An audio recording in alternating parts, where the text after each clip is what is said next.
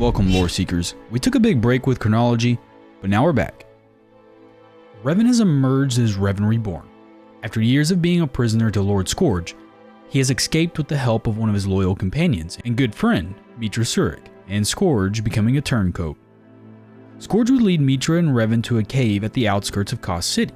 At Surik's request, T3M4, the loyal droid, would display a hologram of Bastila and for this first time, seeing his son. His son of 3 years, who was still in the womb at the time of his departure into the unknown regions. Revan would remove his mask and learn the name of his son, Baner Shan. This would amuse Revan, as it was an anagram of his own name, just like when Revan used Avner on Rakide. Revan would thank Meetra for the rescue and praise her for her accomplishments in the Force, almost as if he could see how she defeated the Sith Triumvirate just a few months prior. Revan watched his family's hologram for the remainder of the night and be briefly interrupted by Scourge's questions about Force visions. Revan would admit to him he bluffed his original vision of being rescued, but did have a real one, Meetra. Revan also told Scourge of his Jedi-like nature of self-sacrifice, and all that he is doing is to keep Bastila and Baner safe, even if that led to his death. Scourge would be irritated by this flawed ideology.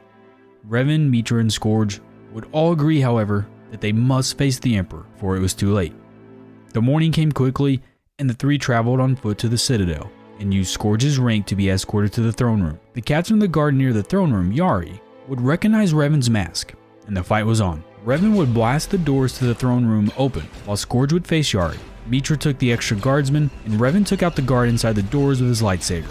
Revan then broke the archway that halted any guards' reinforcements, and turning towards the Emperor, Revan saw the Sith ruler still sitting in his throne. Charging forward and using the Force to block out the mind control, Revan was ready for single combat. The Emperor rose and unleashed a powerful wave of energy that knocked Revan off his feet. However, Revan would allow the dark and the light side of the Force to consume him, which lit up the entire throne room and allowed him to recover safely to his feet.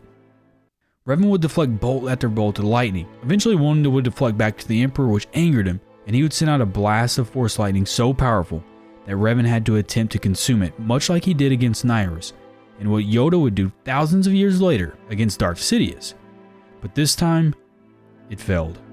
The blast would superheat his armor and melt his Mandalorian mask to his face. Collapsing in agony, the Emperor would destroy T3M4, and just before the killing blow to Revan, Surik finally arrived and deflected the attack. Rising to stand near her as allies, Revan, Meetra, and Scourge saw themselves confronting evil. But the Force works in mysterious ways, and Scourge had a vision of a Jedi Knight, not named Revan, that would defeat the Emperor. Without hesitation, Scourge would take his lightsaber and kill Meetra Surik, hero of the galaxy fallen to betrayal. Revan would turn around to see his best friend lay slain, and then he himself was hit with the most intense lightning blast he had ever seen. Revan would wake up weeks later in a specially constructed prison where the Emperor would keep him alive for many centuries to use his knowledge to fuel his conquest for power.